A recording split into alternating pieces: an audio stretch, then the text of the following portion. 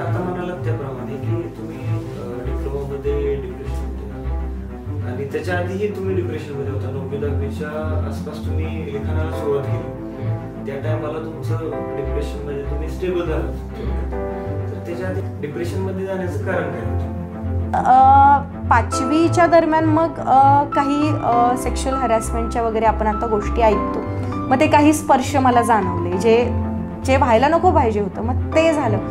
मग ते माझ्यासोबत काय झालं, ते काय होतं हे मला कळालंच नाही. एखादी कविता जी तुम्ही शेवटाला आपल्याला सांगू शकता? एकांतातली काहीशी वेळ चोरते, एकांतातली काहीशी वेळ चोरते, पत्र स्वतःला लिहावयास बसते.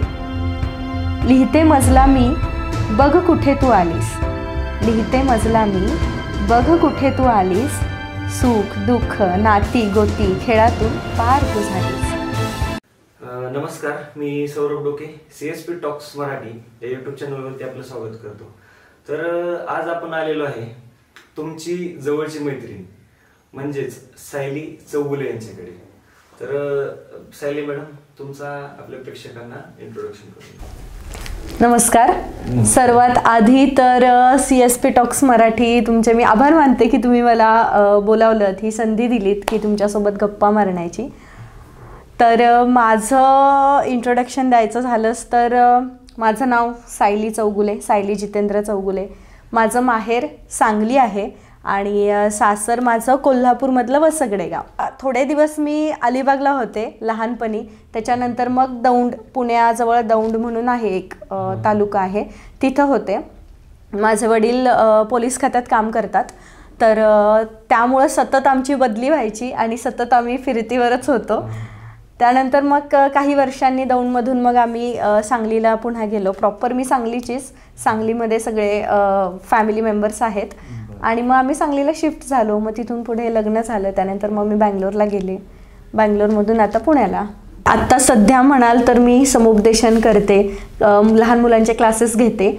त्यानंतर संवाद वाचनकट्टा आहे, मोफत वाचनकट्टा, तो चालवते.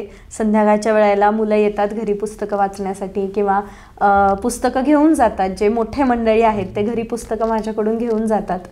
तर असं सगळं रुटीन असतं. आणि लिखाणसुद्धा करायला मला आवडतं. तर मग वेगवेगळे लेख पण लिहित असते मी. तर मॅडम, तुम्ही आता म्हणालात की तुमचे वडील पोलीस खात्यामध्ये होते. तर वडिलांची पोस्ट काय होती आणि तुमच्या फॅमिलीमध्ये दुसरे मेंबर कोण कोण आहेत आणि काय करतात, थोडक्यात सांगा. माझे वडील आता पूर्वी आम्ही जेव्हा अलिबागला होतो, दौंडला होतो, तेव्हा त्या SRP मध्ये होते. आता सांगलीमध्ये जेव्हा ट्रान्सफर झाली तेव्हा जिल्हा पोलीसमध्ये ट्रान्सफर झाली. मग आत्ता पप्पा ASI म्हणून काम करतात. याच्यामध्ये पोलीस खात्यामध्ये एक मोटार परिवहन विभाग असतो, ज्याच्यामध्ये सगळं गाड्यांचं मॅनेजमेंट बघितलं जातं, गाड्यांचं काम बघितलं जातं. मग SRP मध्ये कसं की वेगवेगळ्या कंपनीज असतात, ग्रुप्स असतात पोलिसांचे. आणि मग आपले जे स्टेट रिझर्व्ह पोलीस म्हणजे आपले मुंबईसारखे काही पॉईंट्स असतात किंवा गडचिरोलीसारखे, तिथं जाऊन ते 6-6 महिने 3-3 महिने तिथं जातात. मग त्या गाड्यांसोबत जाणं, ते सगळं मॅनेजमेंट बघणं हे. मग आत्ता पप्पा आहेत ते ASI आहेत, ह्या विभागामध्ये ASI म्हणून काम करतात. आई असते, आई माझी शिक्षिका आहे, इंग्लिश मिडियम स्कूलमध्ये ती शिकवते, प्रायव्हेट स्कूलमध्ये. एक बहीण आहे, भाऊ आहे. भाऊ लहान आहे, आता इंजिनिअरिंग फर्स्ट इयर, बहीण इंजिनिअरिंग लास्ट इयर.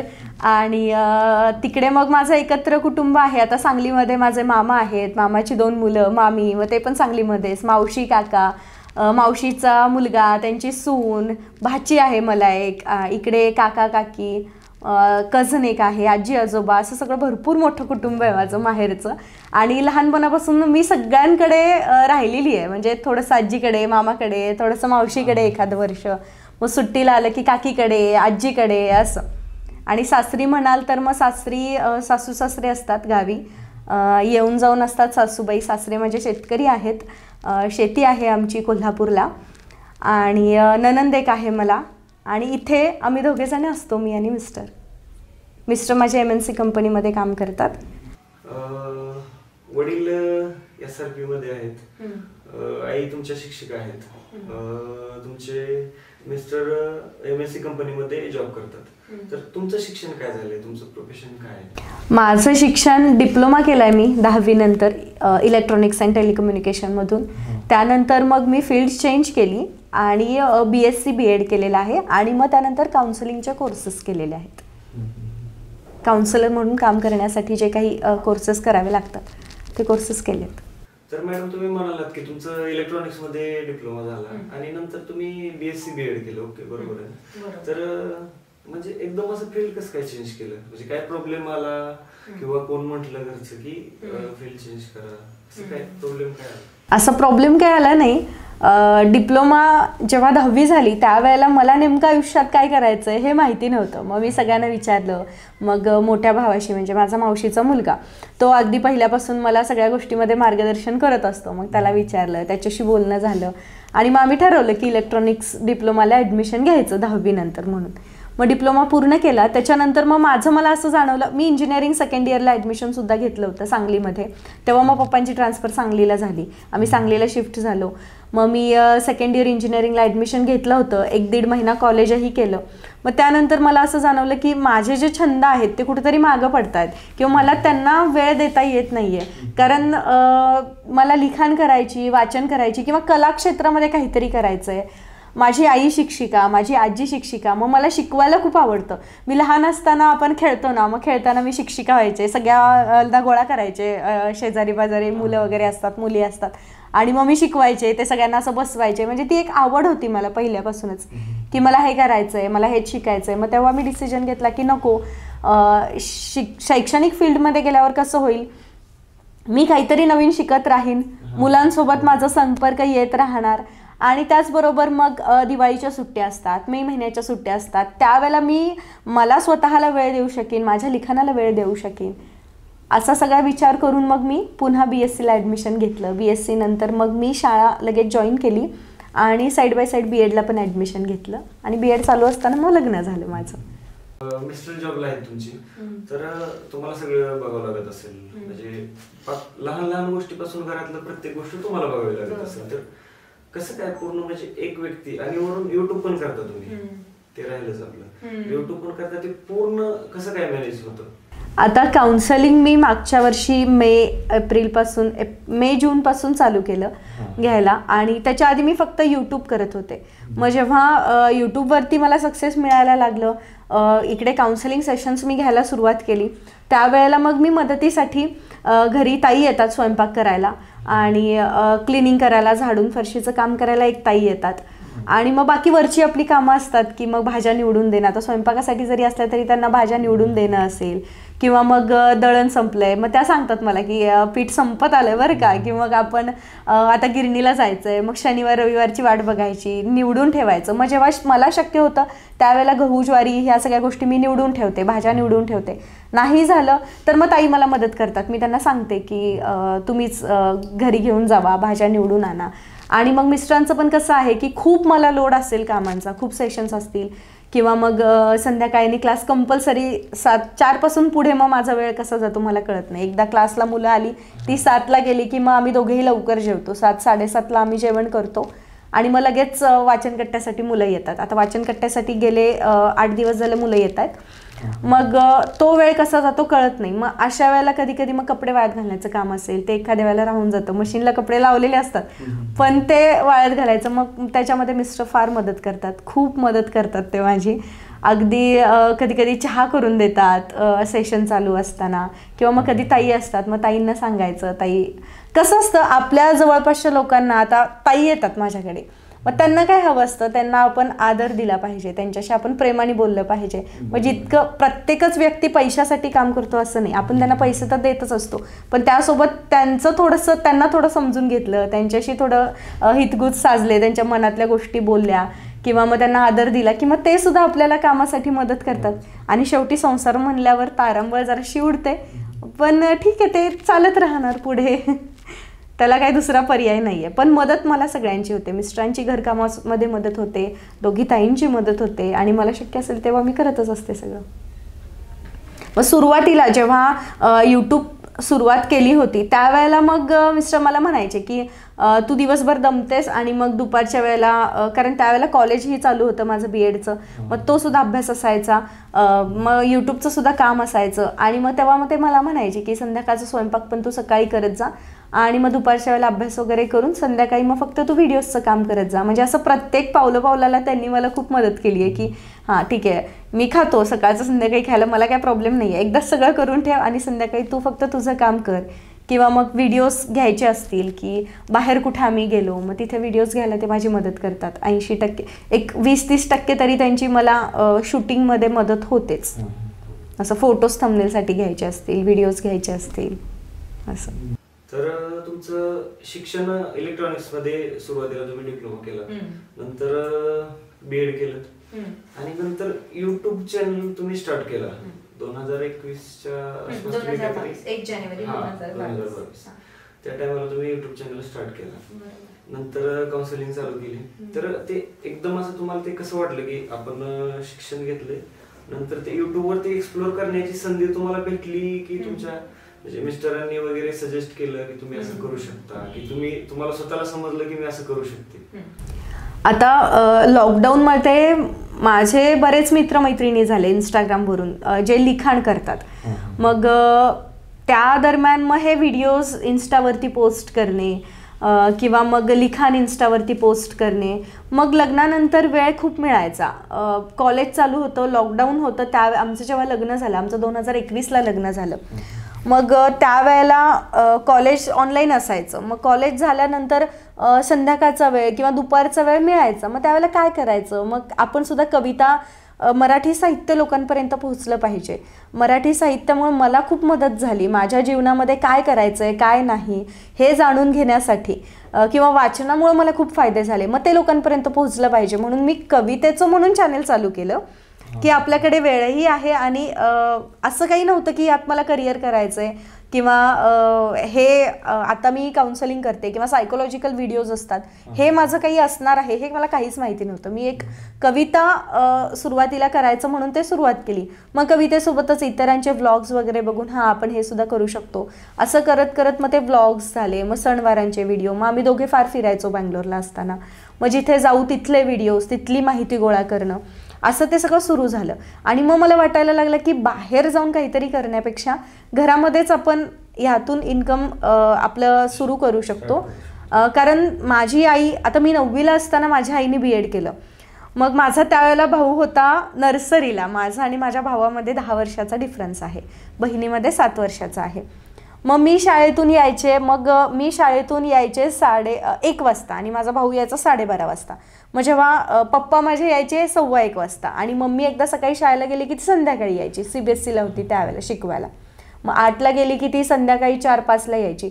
मग ते मी बघितलं की मग माझा भाऊ 15-20 मिनिटं म्हणजे मी येऊपर्यंत, तो 12:30ला आला की मी 12:45-1ला येऊपर्यंत तो असं पायरीवर बसून राहायचा. किंवा त्यावेळेला आम्ही पोलीस लाईनीत राहायला होतो. मग तेव्हा अशी भीती नव्हती. आमचा फ्लॅट होता दौंडमध्ये, पण पप्पा सारखे बाहेर बंदोबस्तासाठी जायचे. मग मम्मी म्हणाली की आपण पोलीस लाईनीत राहूया, ते सेफ पण असेल आणि तिथे सिक्युरिटी वगैरे भरपूर असतं, म्हणजे सगळे पोलिसांचेच कुटुंब तिथे राहतात ना त्याच्यामुळे. मग शेजारच्या काकूंची त्यावेळेला पण आम्हाला खूप मदत व्हायची की त्या वैष्णवकडे म्हणजे माझ्या भावाकडे वगैरे बघायच्या. पण ते जे होतं ना की आईची फार धावपळ व्हायची. मग मी प्रेरणा वैष्णवला, मग प्रेरणा जेव्हा घरी यायची 4 वाजता तेव्हा मी 3 वाजता तेव्हा मी घरी असायचे. पण मग इथे कसं करणार, मग उद्या मला मुलं झाली तर मग मी काय करणार, कसं करणार, त्यांना बाहेर कसं सोडायचं, किंवा असं मग नोकरीमध्ये पुन्हा गॅप पडणार. मग ह्या सगळ्या गोष्टी करण्यापेक्षा, आणि मुळात मला पहिल्यापासून स्वच्छतेची, घरकामाची, घरात रमायची खूप आवड आहे की घरातलं सगळं करायचं. मग घरात नवऱ्याची काळजी घ्यायची, मुलांची काळजी घ्यायची, ही पण मला जास्त आवड आहे याची बाहेर जाऊन नोकरी करण्यापेक्षा. पण मला फक्त हे पण करायचं नव्हतं, मला माझं पण काहीतरी अस्तित्व पाहिजे होतं. म्हणून मग मी विचार केला की पुढे जाऊन मुलांना बाहेर ठेवणं किंवा ते सगळं मला ते नको आहे, मला ते करायचं नाही आहे. म्हणून मग मी विचार केला की घर बसल्या आपण यूट्यूबमधून काहीतरी करूयात. मग ती सुरुवात झाली आणि मग 1.5-2 वर्ष मी यूट्यूबवरती डेली व्लॉग्स असतील, कविता असतील, ट्रॅव्हल व्लॉग्स असतील, कधी कधी रेसिपी पण टाकायचे. म्हणजे असं प्रयोग करत मग एकदा मागच्या वर्षी मी म्हणलं की नाही आता काही जास्त रिस्पॉन्स मिळत नाही आहे, आणि मग मी ठरवलं की नाही मी आता शाळा जॉईन करते. मग मध्ये पण मी म्हणायचे मिस्टरांना की काय एवढा रिस्पॉन्स येत नाही आहे, मग मी परत शाळा जॉईन करू का, किंवा घरबसल्या क्लासेस तरी घेऊ का. जोपर्यंत मुलं होत नाहीत तोपर्यंत शाळा जॉईन करते आणि मग एकदा मुलं मोठी झाली की मुलांसोबत आपण पण शाळेला जायचं, असं सगळं मी प्लॅन केलं. मग मिस्टर मला म्हणायचे नाही, तू शाळा जॉईन केलीस की मग तुला यूट्यूबकडे लक्ष द्यायला वेळ मिळणार नाही आणि तुझ्याकडे काहीतरी वेगळं स्किल आहे तर तू हेच कर. मग त्यांनी मला खूप पुश केलं, मम्मी पप्पांनी मला खूप पुश केलं की नाही करतीयस ना, करत राहा, कर. असं करत ती सुरुवात झाली. आणि ज्या वेळेला माझा पहिला सायकोलॉजिकल व्हिडिओ मागच्या वर्षी व्हायरल झाला तेव्हा मग मी तोच कॉन्टेंट कन्झ्युम करायला लागले किंवा त्याच संदर्भात वाचायला लागले, त्याचाच अभ्यास करायला लागले आणि मग ते वाढत गेलं. मग फक्त आता सायकोलॉजिकल व्हिडिओज चॅनेलवरती असतात. मग कमेंट्स यायला लागल्या, लोक त्यांचे त्रास सांगायला लागले की असं होतंय तसं होतंय. मग मला असं वाटलं की नाही, आपण पण काहीतरी यातून एखादा कोर्स करून मग आपण काउन्सिलिंग सुरुवात करू शकतो. कारण स्त्रियांनी सगळ्या ह्याच्यातून बाहेर पडावं आणि स्वतःसाठी जगावं असं मला खूप पूर्वीपासून वाटायचं. माझी आजीनी फार स्ट्रगल केलं तिच्या आयुष्यात, माझ्या मावशीनी, काकीनी, आईनी, मामीनी, सगळ्यांनी खूप स्ट्रगल केले आणि सगळेजण अगदी शून्यापासून वरती आलेत. मग प्रत्येक स्त्रीनी फक्त जबाबदाऱ्याच न घेता ती प्रत्येकीने स्वतःसाठी जगलं पाहिजे, स्वतःवर काम केलं पाहिजे, विचारांना त्यांच्यातले जे कलागुण आहेत ते बाहेर काढले पाहिजेत, हे मला खूप वाटायचं. मग त्यासाठी मला असं कुठेतरी वाटून जायचं की काहीतरी करायचं आहे, काहीतरी वेगळं करायचं आहे, पण नेमकं काय करायचं हे मला हळूहळू आपोआप कळत गेलं. फक्त ते एक मनात होतं की काहीतरी करायचं आहे, पण ते यूट्यूब चालू झाल्यानंतर मग एक एक गोष्टी कळत गेल्या, माहिती होत गेल्या. मग कॉन्टेंट एक्सप्लोअर करत करत हे असं सगळं सुरुवात झाली. अर्थातच तुम्हाला घरून पूर्ण सपोर्ट आहे थोडक्यात. ओके. आणि तुम्ही म्हणतात की तुमच्या काकूंनी, आईंनी वगैरे त्यांच्या आयुष्यामध्ये खूप कष्ट केलेले आहे, चढ उतार पाहिलेले आहेत. आम्ही तुमचे व्हिडिओज पाहिले युट्यूबवरती. त्या व्हिडिओ मध्ये एवढे डीप विचार मांडलेले आहेत तुम्ही. एक तर तुमचा सखोल अभ्यास तरी असणार आहे किंवा तुम्ही पण तुमच्या आयुष्यात पण खूप चढ उतार पाहिलेले असणार आहेत. आणि ते व्हिडिओ मध्ये एवढा डीप पण आहे की आम्हाला असं वाटत नाही की तुमच्या ते अभ्यासामुळे, ते 100% तुमच्या अनुभवातून आलेले विचार आहेत तुमचे पूर्ण. प्रत्येकाच्या आयुष्यात चढ उतार असतात, प्रत्येकाची एक वेगळी कहाणी असते, गोष्ट असते. तशी माझी होती. मी डिप्रेशनमध्ये होते, बऱ्याच त्रासामधून मी बाहेर आले. मग मी त्यावेळेला डिप्रेशनमध्ये होते हे मला आज कळतं. आणि मुळातच मला एखादी गोष्ट ही अशीच का, ते तसंच का, मग ते तसं का म्हणाले असतील किंवा हे असं का झालं असेल, या प्रत्येक गोष्टीच्या मागं काहीतरी हे असंच का तसंच का, ती एक सवय आहे की हे असं का झालं, ते तसं का झालं, मग ते का असं माझ्यासोबत का घडलं असेल, त्या काच्या उत्तर शोधता मग मी या गोष्टीतून बाहेर आले. आणि मग आता मला असं वाटतं की नाही, ज्या गोष्टी माझ्यासोबत घडल्या त्या गोष्टी कोणासोबत घडू नयेत. कारण डिप्रेशनमध्ये जाण्याचं कारण हे होतं की मी मोकळी झाले नव्हते. मग आता ज्या वेळेला मी कमेंट्स वाचते, ज्या वेळेला मी सेशन्स घेते, तेव्हा मला हेच समजतं की स्त्रिया असतील किंवा आता विद्यार्थी पण येतात किंवा पुरुषसुद्धा असतात की ते मोकळे होत नाहीत, ते बोलत नाहीत. की पुरुषांचं जर आपण बघितलं तर मग जबाबदारींच्या ओझ्याखाली मग मी कसं मोकळं होऊ, मी कसं सांगू, मीच जर बोलायला लागलो, मीच जर रडायला लागलो तर मग बाकीचे लोक काय म्हणतील. किंवा मग आपल्या समाजामध्ये एक असतं की पुरुषांनी रडायचं नाही, त्यांची दुःख त्यांनी सांगायची नाहीत. किंवा आता लग्न झालंय तर सगळं मीच केलं पाहिजे, मीच बघितलं पाहिजे. ह्या भावनेमुळं प्रत्येक जण दबला जातोय, कोणी एक्सप्रेस होत नाहीये, एक्सप्रेस होणं खूप कमी झालंय.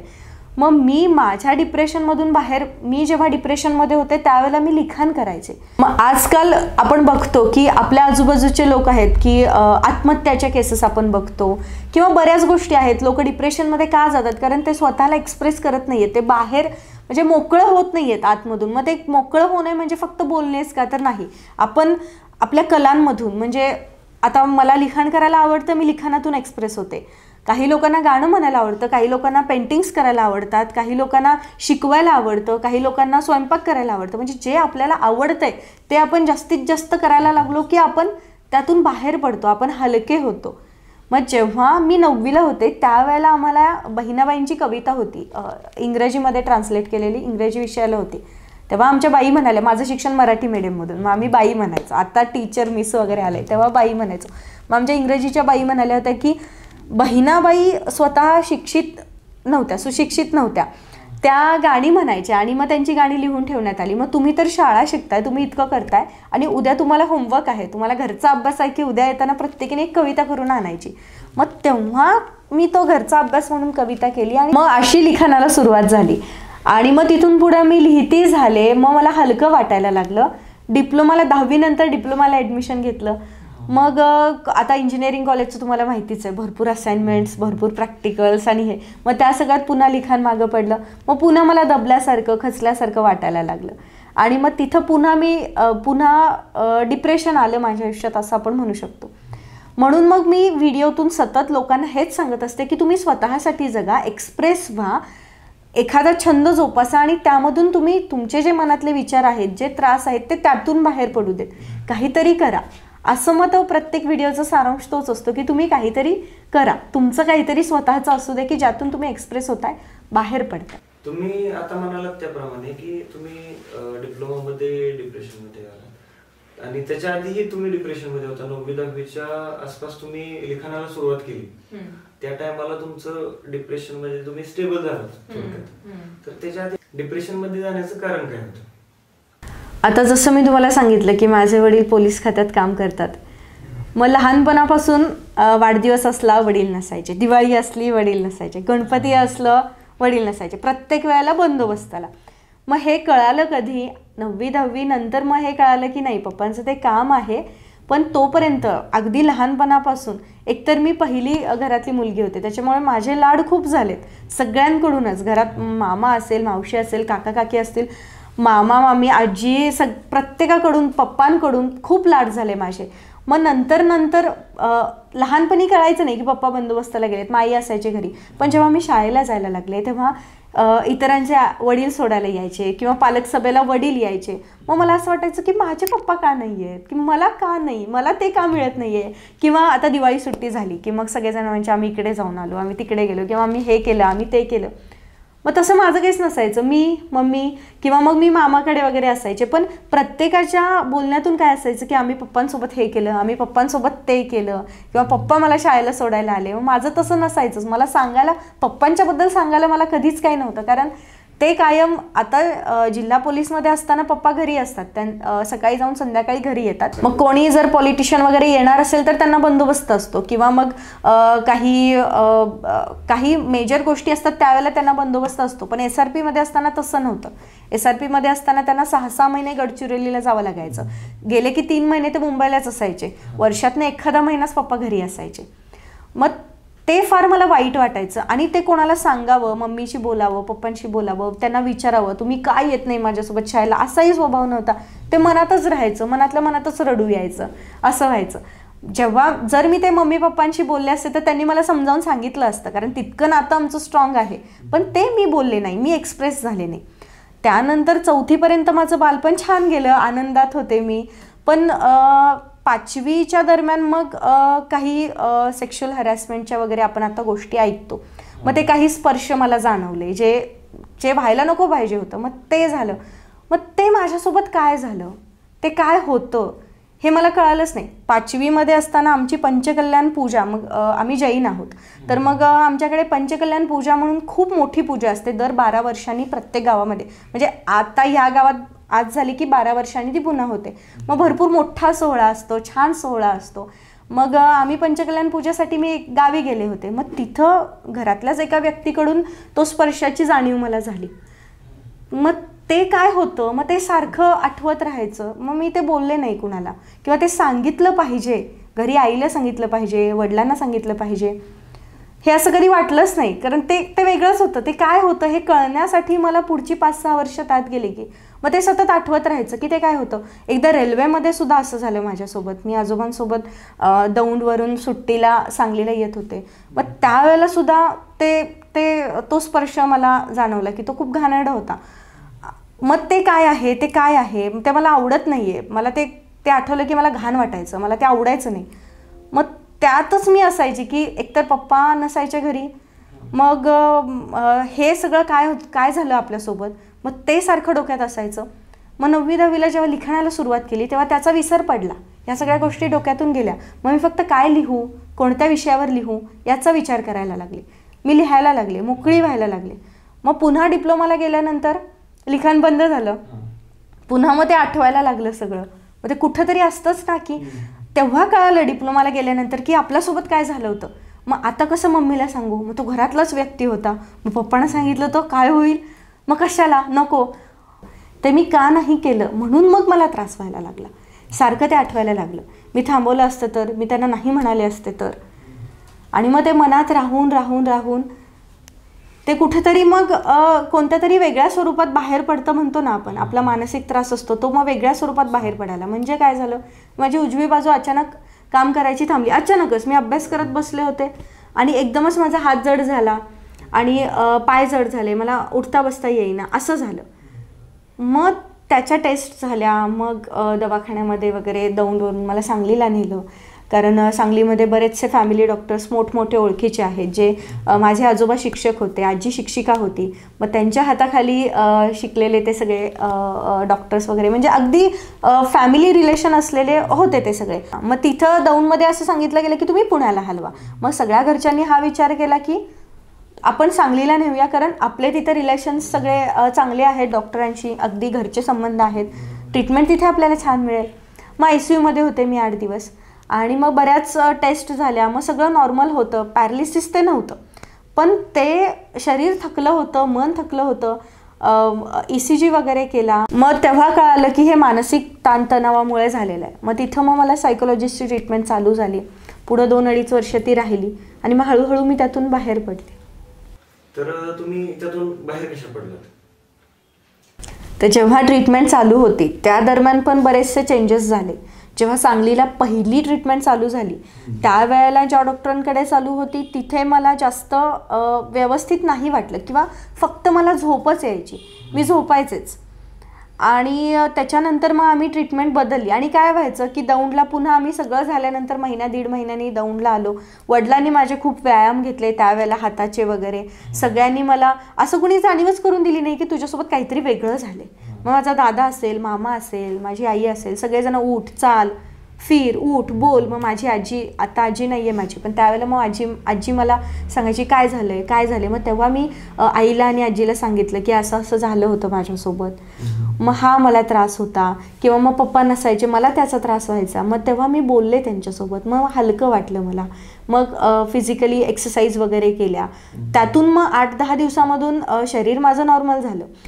मग त्याच्यानंतर जी ट्रीटमेंट चालू झाली त्याच्याने मला सारखी झोपच यायची. आणि मग दौंडवरून प्रत्येक महिन्याला सांगलीला या हे पॉसिबल व्हायचं नाही. मग आम्ही बारामतीमधल्या एका डॉक्टरांकडे पुन्हा ट्रीटमेंट चालू केली. तिथे मग मला खूप फरक पडला. त्यांनी मग मला सांगितलं की ते बोलतात, काउन्सिलिंग करतात, आपल्याशी बोलतात, आपल्याला टास्क देतात. मग त्यांनी मला सांगितलं की तू एक डायरी कर, तू लिहायला सुरुवात कर, तू लिही.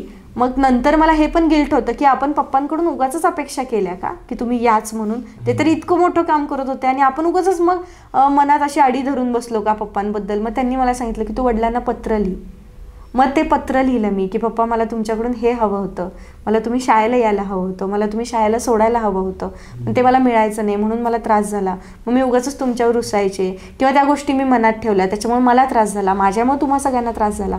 मग ते सगळं मी पत्रात लिहिलं. मग मला आणखी छान वाटलं. मग पुन्हा माझा ते त्या डॉक्टरांना कळलं की हिला लिखाणातून छान वाटतं. मग त्यांनी मला लिहितं केलं पुन्हा एकदा. मग पुन्हा मला छान वाटायला लागलं. मग तिथं सगळं परत नॉर्मल झालं. पुन्हा दौंडवरून आमची सांगलीला बदली झाली. सांगलीला आल्यानंतर परत ट्रीटमेंट बदलली, पुन्हा नवे डॉक्टर, मग पुन्हा त्यांची ट्रीटमेंट वेगळी. मग तिथं परत मला त्रास व्हायला लागला. परत मला नुसतंच झोप यायला लागली गोळ्या औषधांनी. आणि मग गोळ्या एकदमच बदलल्या, सगळं वातावरण एकदमच बदललं. आणि त्याच दरम्यान मी इंजिनिअरिंग सोडून BSc ला ॲडमिशन घेतलं होतं. मग जरी आई वडील सपोर्टिव्ह असले तरी बरेचसे आजूबाजूचे लोक असतात जे आपल्याला काहीतरी बोलत राहतात किंवा चेष्टा मस्करी करत राहतात. त्यांच्या मनात तसं काही नसतं की हिला डिमोटिवेट करायचं आहे, पण बोलता बोलता मग तू मागे चालली आहेस, तू कशाला हे करतेस, तू तेच करायला पाहिजे होतंस, आता इंजिनिअरिंगला किती स्कोप आहे, IT मध्ये क्षेत्रामध्ये काम करणाऱ्या लोकांना किती पगार आहेत, तू का सोडलंस वगैरे असं. मग त्याचा परत मला त्रास व्हायला लागला. ट्रीटमेंटसुद्धा बदलली होती. मग पुन्हा ते चालू झालं की मग मी काय वागायचे किंवा खूप त्रास झाला मला. कोणीतरी खूप काहीतरी बोललं की मग मला त्याचा त्रास व्हायचा, मी रडायचे आणि मग त्यातून मी काय वागतेय ते माझ्या लक्षात राहायचं नाही. मग नंतर मला ते कळायचं की मी असं असं केलं किंवा मी आरडाओरडा केला, ते मला कळायचं नाही, नंतर ते कळायचं. मग पुन्हा आईवडिलांनी डिसिजन घेतला, पुन्हा ट्रीटमेंट माझी बदलली. मिरजेमध्ये मग माझी ट्रीटमेंट चालू झाली. मग ते डॉक्टर खूप वयस्कर होते आणि मग त्यांनी पुन्हा मग माझ्या बोलले माझ्याशी. मग त्यांना जाणवलं की हिच्या मनामध्ये खूप साठून राहिले, कारण मी कविता वगैरे पूर्वीपासून करायचे. मग आपण कसं कौतुकाने आपल्या कविता सांगतो, लिहिलेल्या स्टेटसला टाकतो, कोणी पाहुणे आले तर मग मम्मी पप्पा वगैरे म्हणायचे की तिने कविता केल्यात, ऐका वगैरे असं. मग त्याची चेष्टा मस्करी व्हायला लागली की हे काय करतेयस, हे काय लिहित बसलेस, यातून तुला काय मिळणार आहे, यातून तू काय करणार आहेस. किंवा घरातली लहान मुलं असतील तर तिला लहान मुलांना हिच्याजवळ सोडू नका, मग ती त्यांना पण कविताच करायला शिकवेल, ते करून काय मिळणार आहे, असं थोडंसं जज केलं जायचं. बाहेरच्या लोक, ते आपण म्हणतो ना चार चौघं किंवा लांबचे नातेवाईक, ते. मग त्याचा कधी आईवडिलांवर फरक नाही पडला की ते तसं म्हणतात म्हणून मम्मी पप्पांनी कधी मला थांबवलं नाही की ते तू करू नकोस वगैरे. मम्मी पप्पांचं मत एवढंच होतं की तुझ्या शिक्षणासोबत तुझ्या छंदांना पण नाही, शिक्षण थांबवून तू काही करू नकोस, इतकं त्यांचं होतं. पण मग त्या बोलण्याचा, त्या चेष्टा मस्करीचा त्रास व्हायचा. मग हे सगळं मनामध्ये कुठंतरी आहे, भरलंय हिच्या मनामध्ये, ते त्यांना कळालं. मग त्यांनी नार्को टेस्ट वगैरे केल्या. मग त्यातून कसं असतं की आपल्याला अनकॉन्शियस केलं जातं आणि आपल्या मनाशी बोललं जातं, आपल्या मनातलं सगळं बाहेर काढलं जातं. ते 3-4 वेळा केल्यानंतर मग मला छान वाटायला लागलं, पुन्हा हलकं वाटायला लागलं. मग मला असं झालं की नाही, आता आपण 3-3.5 वर्ष झालं 3-3.5 वर्ष झालं ही ट्रीटमेंट चालू आहे आणि आता आपण ह्यातून बाहेर पडूया. मग डॉक्टरांशी मी बोलले की गोळ्या औषधं आपण बंद करूया. मग ते म्हणाले की बघूया, हळूहळू करूया, लगेच नको, त्रास होईल. मग आई वडील पण म्हणाले की नको, ते डॉक्टर जसे म्हणतात तसंच आपण करूया. मग मी म्हणलं की नाही, मला गोळ्या खायच्याच नाही आहेत. मग मी एकदा 4-5 दिवस गोळ्या खाल्ल्याच नाहीत. मग गोळ्या न खाल्ल्यामुळे पण मग हातापायात मुंग्या येणे असेल, चक्कर येणे असेल, कारण शेवटी ते ड्रग्सच असतात, त्याची सवय होते, ॲडिक्शन होतं. ते नाही खाल्लं की मग कसं तरी व्हायचं. मग मी हळूहळू करत, कोणाला न सांगता 1 दिवस आड, 2 दिवस आड असं करत गोळ्या बंद केल्या. आणि मग डॉक्टरांना सांगितलं, 3-6 महिने लागले मला, 3-4 महिने लागले हे करायला. मग मी डॉक्टरांना सांगितलं की मी गेल्या 3-4 महिन्यापासून असं करते आणि गेल्या महिन्याभरात मी एकही गोळी खाल्लेली नाही आहे, मला आता काहीही त्रास नाही आहे. मग त्यावेळेला ट्रीटमेंट बंद झाली. डॉक्टर म्हणाले की जेव्हा तुला वाटेल काही तेव्हा ये परत, आपण त्यावेळेला जे योग्य वाटेल ती ट्रीटमेंट देऊयात. पण मग तिथं सगळं थांबलं. मग तो जो पार्ट होता आयुष्यातला तो तिथे थांबला आणि तिथून पुढे मग मी माझ्यासाठी जगायला सुरुवात केली. मग मला आवडेल ते शिक्षण मी घेतलं. मग मी मुलांचे क्लासेस घ्यायला लागले, शाळा जॉईन केली, वर्कशॉप्स घ्यायचे मी दिवाळीमध्ये किंवा मग मे महिन्याच्या सुट्टीमध्ये, क्रिसमसला, दिवाळीचे पंत्या रंगवण्याचे असतील किंवा आर्ट क्राफ्टचे वर्कशॉप्स असे घ्यायचे. मग मुलांमध्ये रमायला लागले, माझ्यामध्ये रमायला लागले. लॉकडाऊनमध्ये भरपूर वाचन केलं, भरपूर लिखाण केलं आणि मग ह्या सगळ्या गोष्टी मागे पडल्या. मग ह्या दरम्यान मग माझ्या वडिलांच्या, म्हणजे आमचे एक फॅमिली फ्रेंड आहेत, त्यांच्याकडून मी क्रिस्टल हिलिंग घेतलं.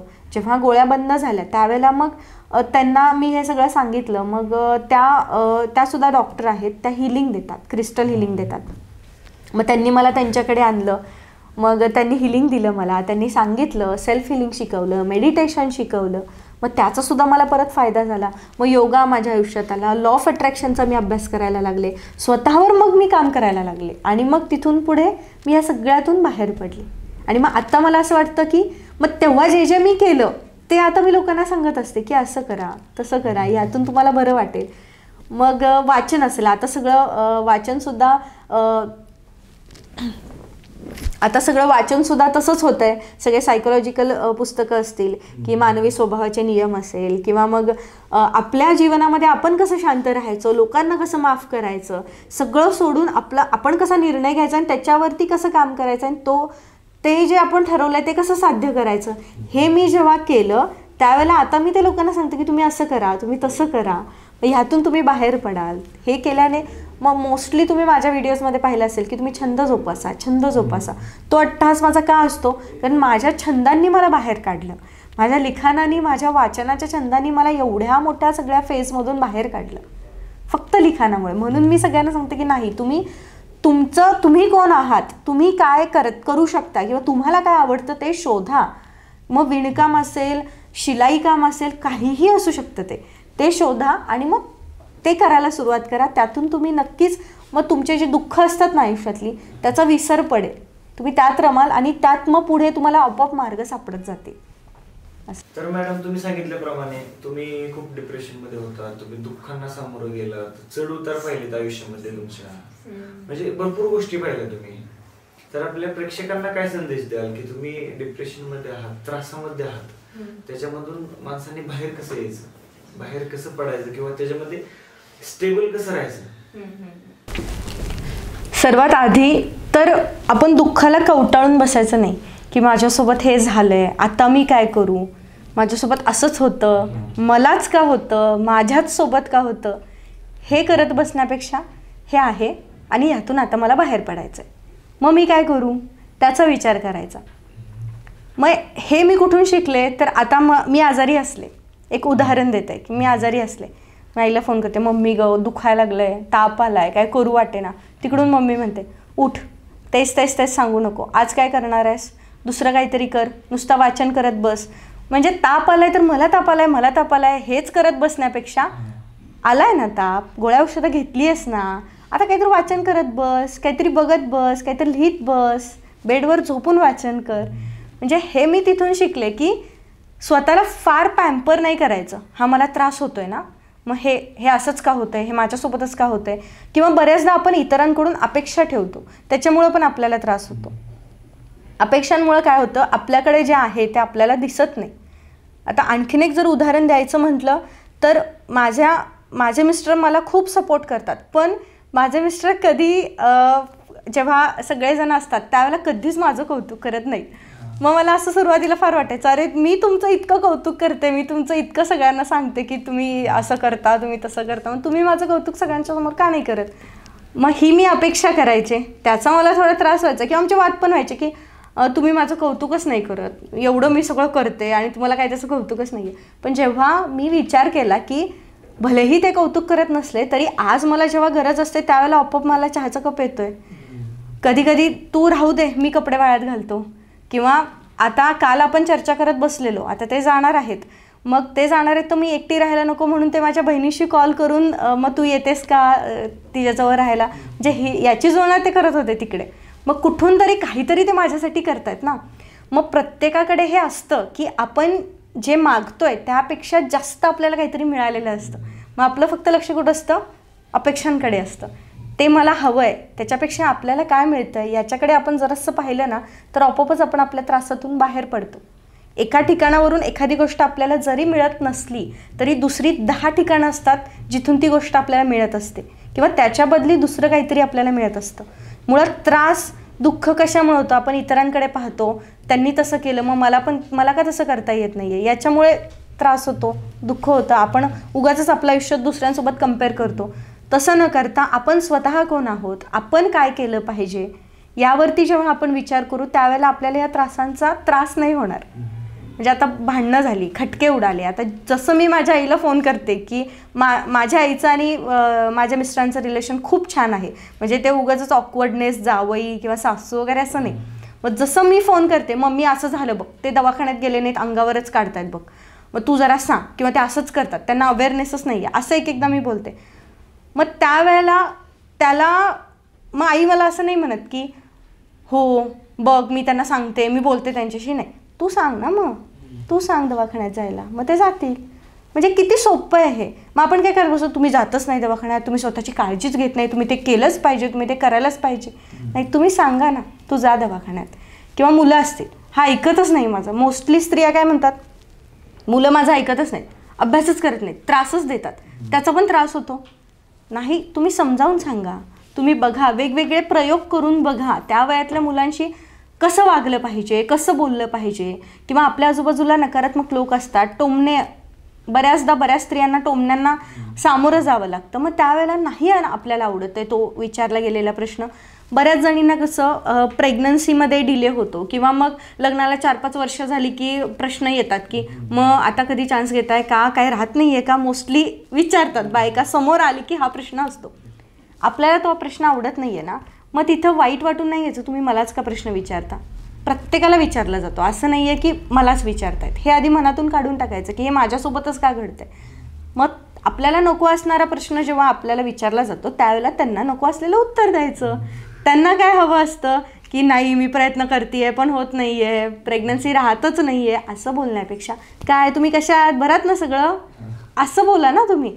वाईट नाही वाटून घ्यायचं किंवा त्यांचा रागराग नाही करायचा. फक्त जेव्हा आपल्याला नको असणारं किंवा आपल्याला वाईट वाटणारं कोणीतरी बोलतं, कोणीतरी आपल्याला कमी लेखतं किंवा कोणीतरी आपली चेष्टा मस्करी करतं, त्यावेळेला शांतपणे बघायचं, हसायचं.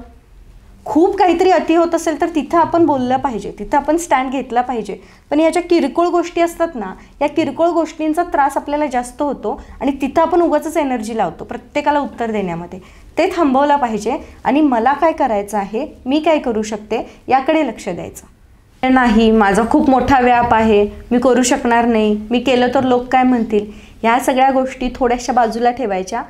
आणि कितीही दुःख, कितीही त्रास जरी असला, सगळं फिरून फिरून शेवटी आपण स्वतःकडे यायला पाहिजे. आपण कोण आहोत, आपल्याला काय करायचं आहे, आपलं ध्येय काय आहे आणि त्यासाठी आता मी काय करू. जे झालं दिवसभर ते झालं, खूप मोठं भांडण झालं आहे कोणासोबत तरी, पण तरी देखील परत येऊन आता मला पुढं काय करायचं आहे, मला माझ्यासाठी काय करायचं आहे, माझं एम काय आहे, हे जेव्हा आपण करायला सुरुवात करू त्यावेळेला आपोआपच त्या त्रासांचा विसर पडतो. त्रास प्रत्येकाला आहे, फक्त आपल्याला थोडंसं त्या त्रासांचा विसर पाडायचा आहे आणि सगळं करून आपल्याला शेवटी आपल्याकडे यायचं आहे की आत्ता मी काय केलं पाहिजे, माझं कुठे चुकतं आहे, मी पुढे स्वतःमध्ये कशी सुधारणा केली पाहिजे, मला त्यांच्या वागण्याचा त्रास होतो आहे ना, मग ते नाही बदलणार, तो त्रास कमी करण्यासाठी मी काय करू. हे जेव्हा आपण करू त्यावेळेला आपोआपच आपले त्रास सगळे नाहीसे होऊन जातील. तर मॅडम, तुम्ही आता म्हटल्याप्रमाणे तुमचे मिस्टर तुम्हाला खूप सपोर्टिव्ह आहेत. ते तुमच्या कामाला समजून घेतात, तुम्हाला समजून घेतात, तुम्ही त्यांना समजून घेता. म्हणजे असे विचार जुळत आहेत तुमचे पूर्ण. म्हणजे प्रोफेशन जरी वेगळं असलं तर एकमेकाला समजून घेण्याची जी कॅपॅसिटी आहे ती तुमच्यामध्ये आहे. तर तुम्ही काय पाहिलं तुमचा जोडीदार निवडताना आणि युथने काय पाहिलं पाहिजे त्यांचा जोडीदार निवडताना त्यांच्या आयुष्यामध्ये? जेव्हा आम्ही मुलगा बघायला सुरुवात केली लग्नाला, त्यावेळेला माझ्या फार जास्त काही अपेक्षा नव्हत्या किंवा मी असा कधी विचार केला नव्हता की माझ्याच प्रोफेशनमधला मुलगा हवा आहे किंवा असं असंच असलं पाहिजे, तसंच असलं पाहिजे. वडिलांचं फक्त कसं होतं की मुलगा स्वतःच्या पायावरती उभा पाहिजे, कर्तृत्ववान पाहिजे, होतकरू पाहिजे. म्हणजे उद्या आयुष्यात अशी काहीही परिस्थिती जरी आली, वाईट कोणतीही परिस्थिती आली तरी त्यातून तो बाहेर पडला पाहिजे. ही एकच अट होती पप्पांची. कारण पप्पांचं आयुष्य बघताना पण तसंच, जेव्हा मी झाले आईवडिलांना, जेव्हा माझा जन्म झाला त्यावेळेला पप्पा किर्लोस्कर कमिन्समध्ये होते. मग जेव्हा माझा जन्म झाला त्यावेळेला पप्पांचा जॉब गेला, त्यावेळेला काहीतरी पप्पांना ब्रेक मिळाला, त्यावेळेला काहीतरी रिसेशन आलं किंवा काहीतरी त्या कंपनीचा प्रॉब्लेम झाला होता आणि मग तिथे त्यांना ब्रेक मिळाला. मग थोडे दिवस स्ट्रगल करून मग पप्पा पोलीस खात्यामध्ये भरती झाले. मग पप्पांनाही असंच हवं होतं की आयुष्यामध्ये काहीही जरी झालं तरी मुलगा होतकरू असला तर संसार शेवटपर्यंत जातो. त्याच्यामुळं मला असं सांगायचं आहे की फार जास्त अपेक्षा न करता, घर हवं आहे, शेती हवी आहे, घर असंच पाहिजे, तसंच पाहिजे, अशा आपण किंवा माझ्याच प्रोफेशनमध्ये पाहिजे अशा अपेक्षा न करता आपण फक्त एकत्र येऊ आणि आपण एकत्र मिळून काहीतरी वेगळं करू. हा जर मोटिव्ह आपण ठेवला आणि एकमेकांना त्यांच्या कार्यामध्ये आपण जर त्यांच्या कामामध्ये जर आपण आपल्या परीने अगदी 100 नाही 200% सपोर्ट केला ना, तर नक्कीच संसार सुखाचा होतो. प्रॉब्लेम्स येतात. आता लग्न झाल्यानंतर आम्हालासुद्धा फायनान्शियल प्रॉब्लेम खूप आला. मिस्टर माझे डिप्रेशनमध्ये गेले होते. त्यांचं असं होतं की लग्न मीच करणार, माझ्याच खर्चाने करणार. त्याच्यामुळे त्यांचं जे सेविंग होतं, इतके वर्ष नोकरी केलेलं 4-5 वर्ष, ते लग्नामध्ये संपलं. आणि जेव्हा आमचं लग्न झालं त्यानंतर अगदी 2 महिन्यातच त्यांनी जॉब स्विच केला. मग जॉब स्विच केल्यानंतर ह्या कंपनीमध्ये 3 महिने नोटीस पिरियड असतो. त्यावेळेला त्यांची 3 महिने सॅलरी झाली नाही आणि पुढच्या जेव्हा त्यांनी 4थ्या महिन्यात नवीन कंपनी जॉईन केली, आत्ता ज्या कंपनीमध्ये आहेत ती कंपनी जॉईन केली, तो 1 महिना, कारण महिन्याच्या शेवटी पगार होणार असतो. सो हे जे 4 महिने आमचे होते ते खूप चॅलेंजिंग होते. मग अगदी नवीन लग्न होतं. त्याच्यानंतर माझं लग्न झालं 7 एप्रिलला, माझी आजी 14 मेला गेली. मग तेव्हा मी डिप्रेशनमध्ये होते. 3-4 महिने मला प्रचंड त्रास झाला. मला ते डायजेस्टच झालं नाही की आजी मला सोडून गेली आहे. तेव्हा त्यांनी मला खूप जास्त माझे रडणं असेल किंवा मला आधार देणं असेल, मला समजून घेणं असेल. आणि त्याच्यानंतर लगेच 3 महिन्यानंतर त्यांचा मग तो पिरियड चालू झाला. मग त्यांना असं वाटायला लागलं की तू माझ्याशी लग्न करून चूक केलीस असं तुला वाटतंय का. मग त्याचा त्यांनी लोड घेतला की तुझ्या घरातल्यांना असं वाटत असेल का की आम्ही चुकीचा मुलगा निवडला. मग माझ्या ह्याच्याने ते काय हँडल होणार, कारण ते त्यांना रडू यायचं किंवा त्यांना गिल्ट वाटायचं की आपण उगाच जॉब स्विच केला का, किंवा ते आता 4 महिने कसे काढायचे, तुझ्या माहेरी सगळ्या कामांसाठी बायका वगैरे आहेत आणि मग इथं तू सगळं तूच करतेस, मग मी तुला ती लाईफस्टाईल देऊ शकत नाही आहे का, असं त्यांना वाटायचं.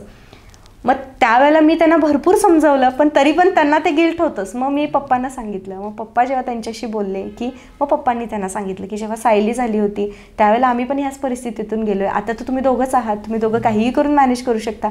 त्यावेळेला तर सायली अगदी 1 महिन्याची होती, मग आम्ही यातून बाहेर पडलो. मग तेवढी चॅलेंजिंग परिस्थिती आता तुमची नाही आहे, तुम्हाला दोघं आहात आणि आम्ही आहोतच की सगळे. तर मॅडम, तुम्हाला भेटून खूप आनंद झाला. तर तुम्ही कविता लिहिता, तर तुम्ही लिहिलेली एखादी कविता जी की तुम्ही शेवटाला आपल्याला सांगू शकता. आता मगाशी मी तुम्हाला म्हणाले की आपल्या आजूबाजूचा त्रास सगळा सोडून सगळं झाल्यानंतर आपण आपल्याकडे यायचं आणि आपण काय शिकलोय, आपल्याला काय करायचं आहे हे बघायचं, स्वतःशी बोलायचं. त्याच्यावर त्यातला अनुसरून ही कविता आहे. म्हणजे मी लॉकडाऊनमध्ये ही लिहिली होती 2021च्या. तर कवितेचं नाव सुद्धा तसंच आहे की स्वतःच पत्र. म्हणजे मी स्वतःला काहीतरी सांगते, स्वतःला काहीतरी स्वतःशी बोलते असं. एकांतातली काहीशी वेळ चोरते, एकांतातली काहीशी वेळ चोरते, पत्र स्वतःला लिहावयास बसते. लिहिते मजला मी, बघ कुठे तू आलीस, लिहिते मजला मी, बघ कुठे तू आलीस, सुख दुःख नाती गोती खेळातून पार तू झालीस. माणसांची गर्दी नको आता तुला, माणसांची गर्दी नको आता तुला, 4 भिंतीत तू सुख शोधशील पुन्हा. नको कोणाची खोटी साथ, नकोच तो आधार. म्हणजे त्यावेळेला सगळे लोक माझी चेष्टा मस्करी करायचे ना, मग ते स्वतःला असं मी म्हणायचे की नको कोणाची खोटी साथ, नकोच तो आधार, धडपडशील सावरशील का तू, तुला तुझीच आहे साथ. खूप भेटले काहीच उरले, अनेक सोडून गेले, कळले मात्र तुला हे आज, कोणते पाठ पढवून ते गेले. म्हणजे बऱ्याचदा आपल्या आयुष्यातून काही लोक निघून जातात, पण ती का निघून गेली याच्यापेक्षा ते आपल्याला काय शिकवून गेले याच्याकडे आपण लक्ष दिलं की पुन्हा त्रास कमी होतो त्याचा. कळले खूप भेटले काही उरले, अनेक सोडून गेले, कळले मात्र तुला हे आज, कोणते पाठ पढवून ते गेले. अनेक मुखवटे पाहिलेस, अनेक आसू गाळलेस, अनेक मुखवटे पाहिलेस, अनेक आसू गाळलेस, पारिवारिक नाती राहिलेत शेवटी, असे धडे घेतलेस. उरला आता आनंद आयुष्याचा, भावनांचा तो ओल, उरला आता आनंद आयुष्याचा, भावनांचा तो ओल, सुख समाधान हीच काय ती आता ओढ.